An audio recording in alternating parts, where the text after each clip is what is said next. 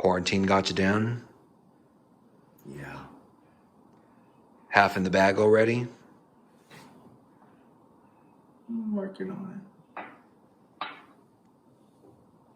Hungry? Starved. I know. We should make another episode of...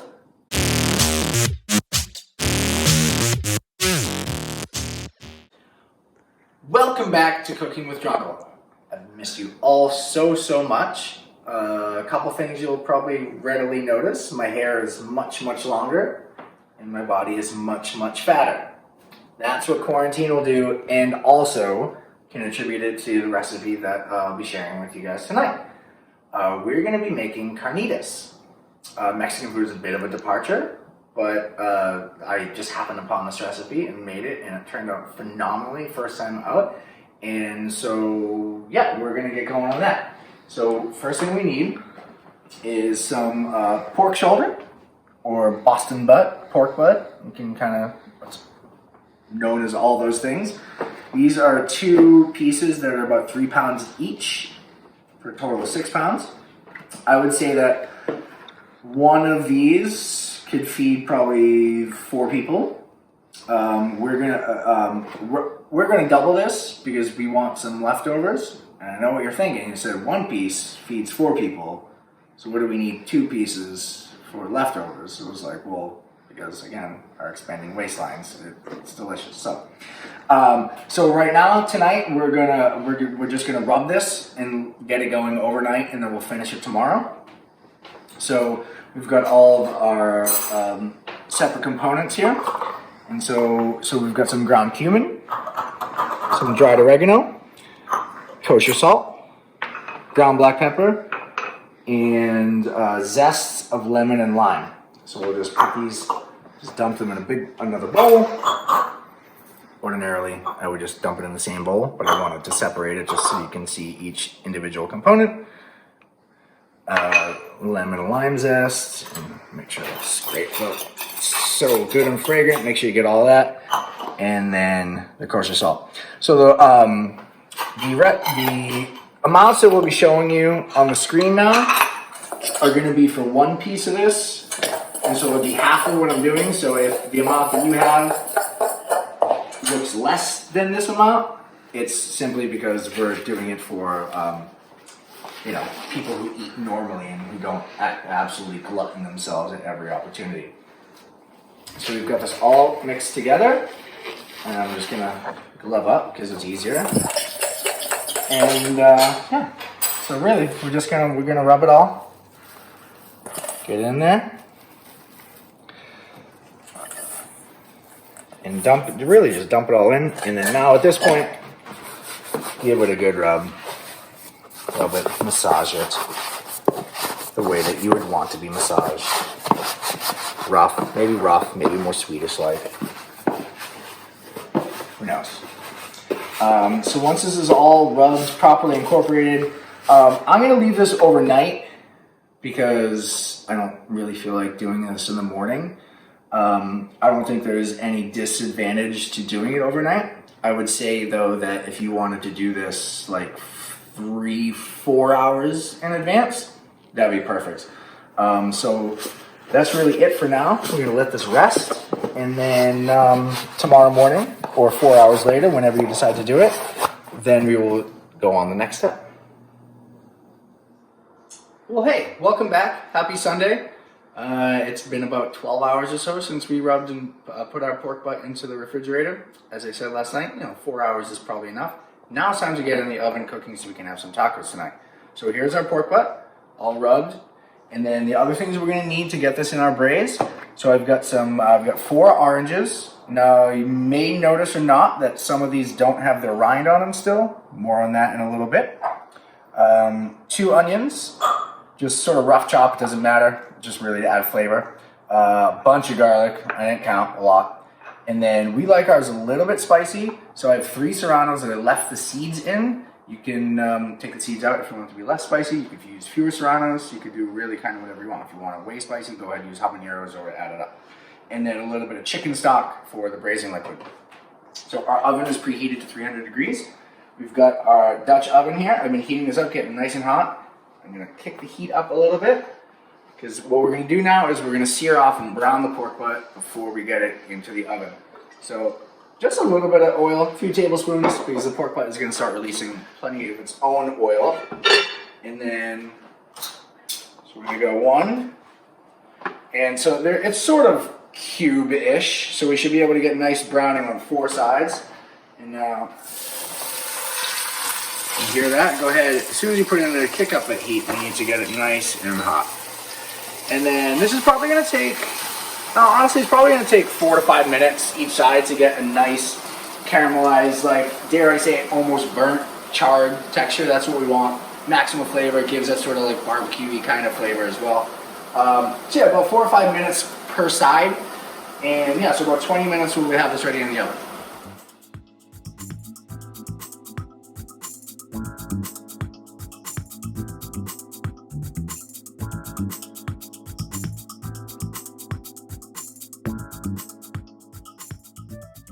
Okay, so all 4 of our sides of the pork butt are now nicely browned. So what we're gonna do is take them out of the pan, set them aside, and just like a baking dish or a rack or whatever you have. Because what we're gonna do at this point is take all of our onion, garlic, serrano peppers. Go ahead, just dump that right in here. What we're gonna do, this is basically, even though it's peppers and onions and garlic, it's essentially we're adding a bunch of water into the pan. And that's gonna help us start to cook these veggies and get all these sticky bits up off the bottom. It's a little burny, don't worry. That's all gonna dissipate, and that's kind of what we want. So we're gonna cook this off for, 3-4 minutes until the bottom is unstuck of the things from the pork and the vegetables are softened. Again, this is gonna cook for like 3 hours, so we're not worried about cooking the vegetables. We're just trying to get all those sticky bits up off the bottom of the pan. All right, it's been about 3-4 minutes. Most everything, a couple little spots still stuck in there, but we're good. We got all that stuff up, and now what we're gonna do is kind of level this off a little bit. And now we are going to take our orange juice. I went ahead and took the liberty of juicing those while the pork was searing, so I didn't have to do it to order. Go ahead, dump the orange juice right in there. OJ, and then the chicken stock as well. Now just be advised that if you use a Dutch oven this large and only 1 piece of pork, the amount of liquid you'll need will have to go up because you basically want the pork covered like halfway. So go ahead, dump the chicken stock in there, put that aside, and now what we're gonna do, just sort of rest the pork right in there. So you can see that's about halfway, and it'll go up even slightly more once the other one is in there. But the whole top half, you really just, we're not looking to boil it, just braising it. And that's sort of all she wrote. We're gonna kind of forget about the pork for the next 3.5 hours. If you're at altitude, it might take more like 4. We'll go ahead, cover this right into our preheated 300-degree oven. And then, yeah. And I'll see her in about 3 and 3.5 hours. Okay, so our carnitas we're gonna end up turning into tacos because it's delicious and easy and simple. With every taco, you want a little bit of salsa, right? So the salsa we're gonna make is, I don't know if it's like my own creation or whatever, but it's how I do it and it's delicious. Do it however you want and you can change it, but we're gonna go over how we make this. So remember I mentioned that the oranges were missing their rind earlier. Well, that's because in this bowl here, gone ahead and microplaned all the zest from the 2 oranges.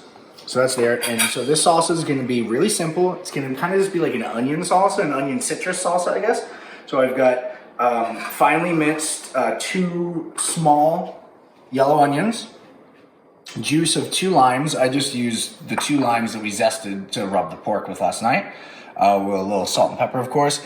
And then usually use just a bunch of cilantro, but we do actually have some fresh oregano in our little pot garden outside on the deck. And so I figured the dried oregano on the rub, try a little bit of the fresh oregano here. So super simple. I do this right after I put the pork in the oven because you want a couple hours for the citrus and the salt to sort of break down the onions. It's still gonna be crunchy and toothy, but it'll be sort of just less raw. So I microplaned the orange into a larger bowl. So go ahead, really easy, dump in your onion, Get it all in there. And the juice of 2 lime. All of our herbs.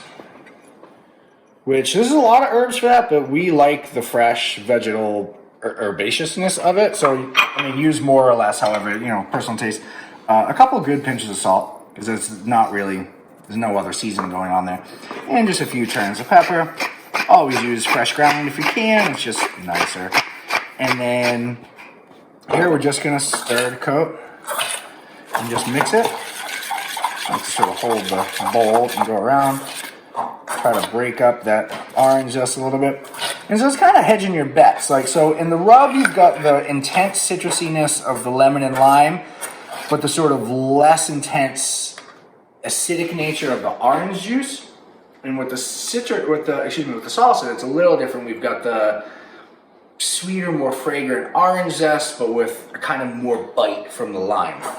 So it's just sort of playing on itself in the same but kind of opposite ways, because as the pork cooks and braises for 3-4 hours, the freshness of the zest and the orange juice is gonna, it's gonna kind of die a little bit. It's gonna taste less fresh.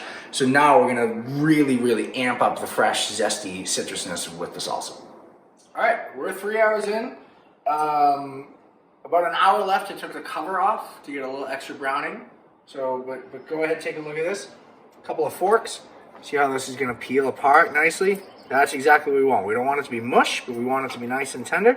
So what we're going to do, in preparation for the rest of it, let's just take our 2 big pieces, and we're just going to set it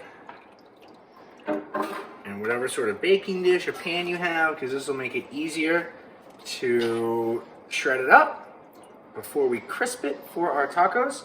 Perfect. Our beans have been going. We toasted off our tortillas. Now it's time to crisp up that meat. So here we go. I shredded the pork butt. I left this one intact because, like I said, we're going to do some leftovers. So go ahead, and I've got my cast iron really hot.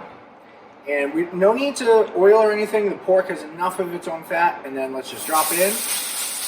All right, so just honestly, like, really hot cast iron pan, 2-3 minutes. And take a look at this. So just lift up underneath. Look at that crispiness. Look how good that looks. So what we're just gonna do is try to flip it in chunks as best we can, just so that basically the other side gets crispy. And don't worry about making it pretty. It's gonna be effective. There we go. Flip that last little bit over to crisp up that side. And that's just a combination of the fat, the meat, the protein, as well as the sugar in the rub and in the braising liquid. And yeah, we're gonna basically do like another 3 minutes to crisp that up, and we're gonna absolutely mow it down.